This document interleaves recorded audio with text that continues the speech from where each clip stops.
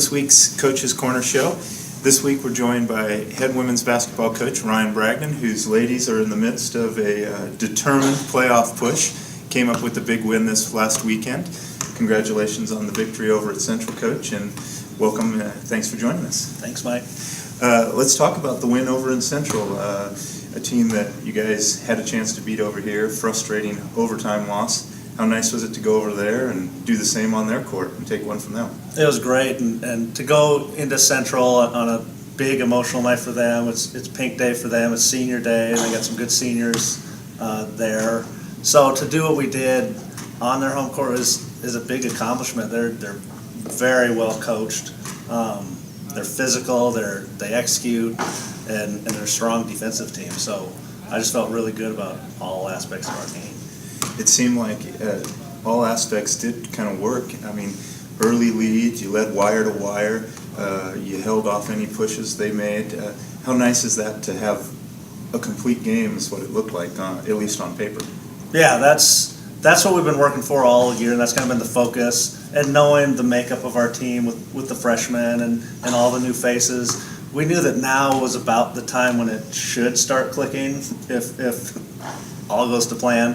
And so we did. I think that was finally we get a wire-to-wire holding the lead and able to stop some of those pushes that like they made some great runs, and we stepped up to the challenge. We got the stops, which hadn't happened all season, really. So that was very, very encouraging to see. Coaches talk about playing their best at the end of the year. 2 of the last 3 you've won. You came that close to beating Seattle Pacific, number 18 in the country when they were here. Is this team playing its best at the end of the year? I think we're playing extremely well right now. We're taking care of the basketball. Not many more, over 10 turnovers a game, really, in this last stretch. Really, second half of the season started with the Fairbanks game.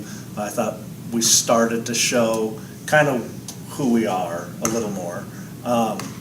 And it's shown this whole second half of the GNAC season to where we're taking care of the ball. Our execution is very, very good offensively. Defensively, we're working out the kinks, and we're learning what it means to get those stops down the stretch or get those stops to stop the run. And so, again, like we're a little stretch against Anchorage here. They kind of turned the tides. Otherwise, we played them even. Western Washington were a last-second shot from beating them. Seattle Pacific, we're about a 2-minute stretch from keeping that one even and making that a game. So we feel really confident about where we're at right now and how we're playing on both sides of the ball and then continuing that improvement. We mentioned in the middle of the playoff push, 1 game out of that 6th playoff spot, and there's, I think, 5 or 6 teams all battling for those last couple spots. How nice is it that you're going into this last weekend playing for a playoff spot still? Much better than last year. Like it's always good. It's good. I would have loved to have it wrapped up a couple weeks ago, but I love to be in this position, and our team loves it. That we're in this position. We've earned our spot in this position. It's taken a lot of growth over the year, but we got there, and this is what we've talked about. And just to be in position. Once we make the tournament, it's anybody's game. And like I said, we've competed with the top teams in our conference, so we feel good about those matchups, but none of that happens if we don't go to St. Martin's and take care of business, and they're in the exact same position.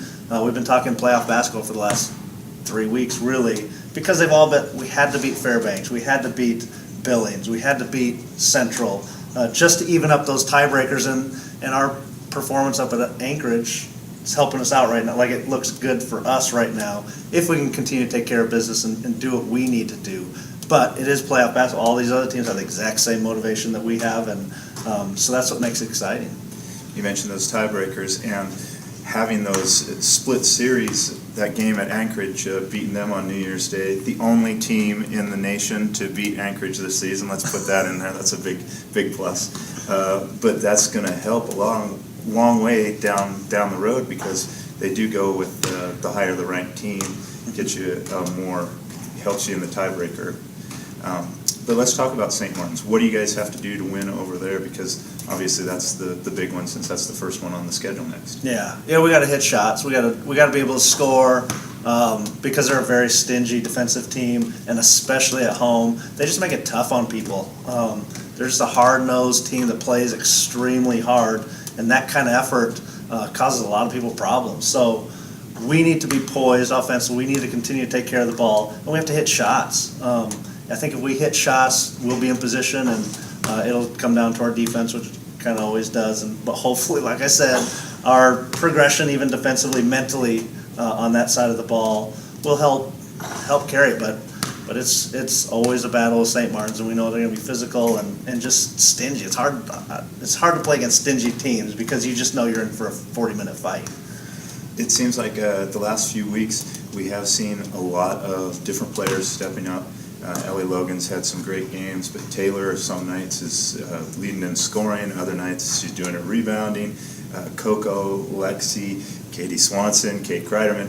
I mean, how nice is it to have a lot of different players stepping up when you need a lot of different players stepping up at this point in the season?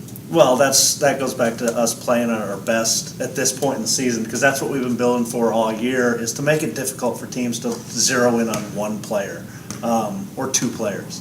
So with those other people doing their job and kind of elevating their game, depending on the night that they're needed, that's championship basketball. And whether that happens or not this year, it's good to see for the future as we start to move forward, because that's how we're building it, and it's encouraging to start to see that kind of come to fruition. Don't want to look too far past this weekend, but how exciting would it be to be in Billings with the men's team, both Crusaders teams there playing for GNAC championships? That would create a lot of excitement around these parts. Just because it would just be a lot of fun to have both teams represented up there, and but again, our whole focus Thursday night, and it doesn't happen without Thursday night. So we're just gonna take it one game at a time. Appreciate you joining us, and good luck this weekend, Coach. Thank you, Mike. Thank you.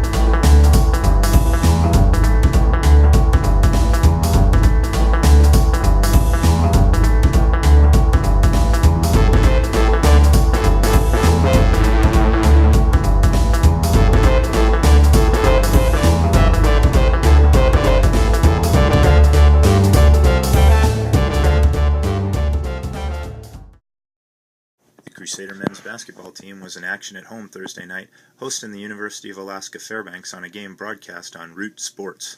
The Crusaders picked up the 67-56 victory, led by Eric Kinney with 17 points, while Buna Njai had 12 points, Kevin Rima added 11 points, and Alex Bergtoff scored 10 points and grabbed 8 rebounds. The Crusaders were back in action Saturday night, hosting Alaska Anchorage in a crucial GNAC conference matchup that went to overtime before the Crusaders picked up the 193 win. Alex Bergtoff here hits the game-tying shot in the last seconds of regulation. Kevin Rima had his 16th career double-double in the victory with 19 points and 10 rebounds. Also in action this weekend were the Crusader track and field team at the GNAC Indoor Championships. Peyton Lewis picked up his first GNAC title in the men's pole vault, while Chelsea Knott also won her first NNU championship in the women's 60-meter hurdles. And adding her second straight indoor pole vault title and third overall was Allison Silva. Adding all-conference honors were Caitlin Curtis, Taylor Van Valey in the weight throw and shot put, Taylor Deskins, Remar Christie, Andrew Galbraith, John Van Buren, and Zach McClanahan on the weekend.